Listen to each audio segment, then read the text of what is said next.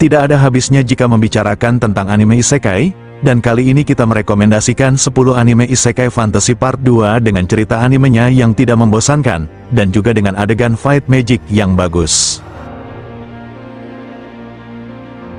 Anime isekai pertama yaitu anime yang berjudul Shiju Saikyo no Daimao Murabito Ani Tensei Suru. Anime ini berfokus kepada seorang raja iblis Farfatos yang merasa bosan dan terisolasi karena kekuatannya yang besar dan kurangnya tantangan.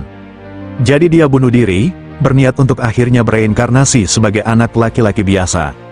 3000 tahun kemudian, dia bereinkarnasi menjadi manusia, yaitu menjadi Art Meteor. Meskipun dia masih sangat kuat dan memiliki pengetahuan tentang sihir kuno yang hilang dalam sejarah, setelah berteman dengan peri Irina Lich the All-Hide, mereka bergabung dengan Akademi Sihir. Setelah dia menyelamatkan sucubus Gini Fin the Salvan, mereka membentuk tim dan berpetualang sementara.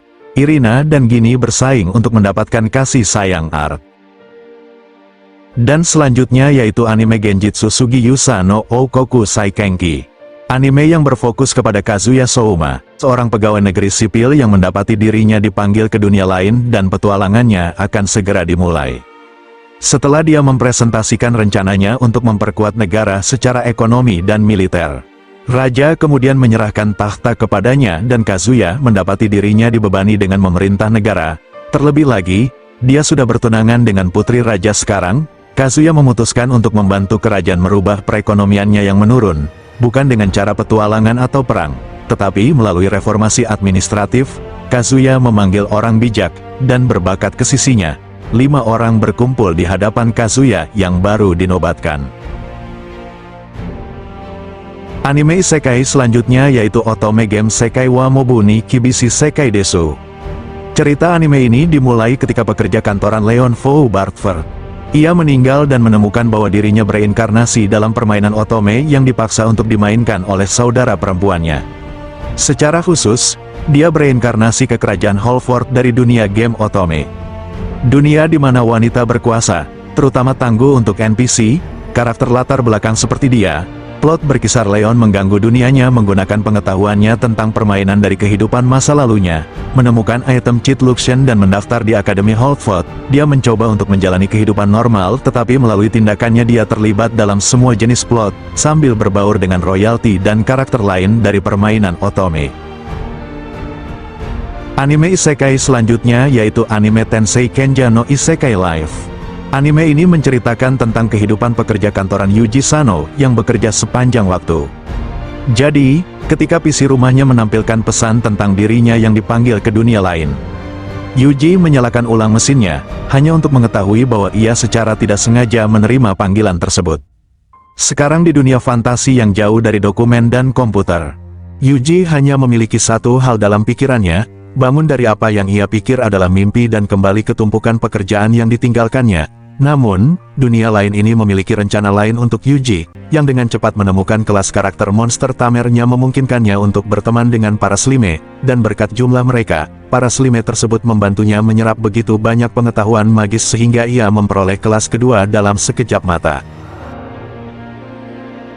Anime selanjutnya yaitu anime Sekai Saiko no Ansatsusha. Isekai Kizoku ni Tensei Suru. Anime isekai ini berfokus kepada seorang lelaki tua yang menjalani hidupnya sebagai pembunuh terhebat di dunia. Karena usianya yang sudah tua, akhirnya ia memutuskan bahwa ia akan pensiun.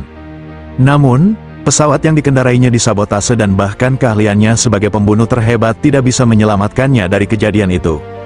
Ketika ia meninggal, ia dibangunkan oleh seorang dewi yang ingin mereinkarnasikannya di dunia pedang dan sihir, karena ia membutuhkan keahliannya untuk mencegah kehancuran dunia itu di tangan pahlawan. Kemudian ia menerima permintaan ini. Ia terbangun sebagai Luke Tuatade dan bersumpah untuk akhirnya menjalani hidupnya sepenuhnya sebagai manusia, dan bukan sebagai alat. Selanjutnya yaitu ada anime yang berbeda dari anime isekai lainnya. MC anime ini tidak direinkarnasikan menjadi manusia kembali.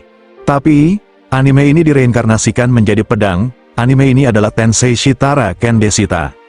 Anime ini menceritakan pada saat setelah meninggal dalam kecelakaan mobil. Seorang pria yang tidak disebutkan namanya menemukan dirinya bereinkarnasi di dunia lain sebagai pedang berakal dengan kemampuan yang kuat dan tidak ingat namanya.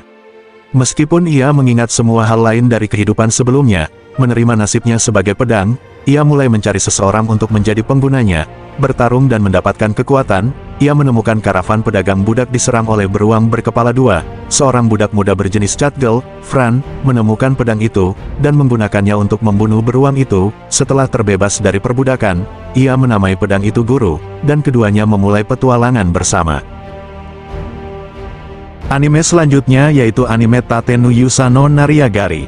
Anime ini berfokus kepada Iwatani Naofumi. Ia dipanggil ke sebuah dunia paralel bersama dengan 3 orang lainnya untuk menjadi para pahlawan dunia. Mereka semua diperlengkapi dengan senjata legendaris mereka ketika dipanggil. Naofumi menerima perisai legendaris, sebuah peralatan untuk pertahanan mutlak. Sementara yang lain menerima senjata yang mampu menyerang. Karena kurangnya karisma dan pengalaman Naofumi, ia hanya ditemani oleh satu rekan saja, seorang wanita cantik. Sementara yang lainnya memiliki beberapa rekan. Sayangnya, pada hari kedua Naofumi dikhianati, dituduh, dan dirampok oleh rekannya tersebut. Dijauhi oleh semua orang termasuk raja hingga orang-orang desa.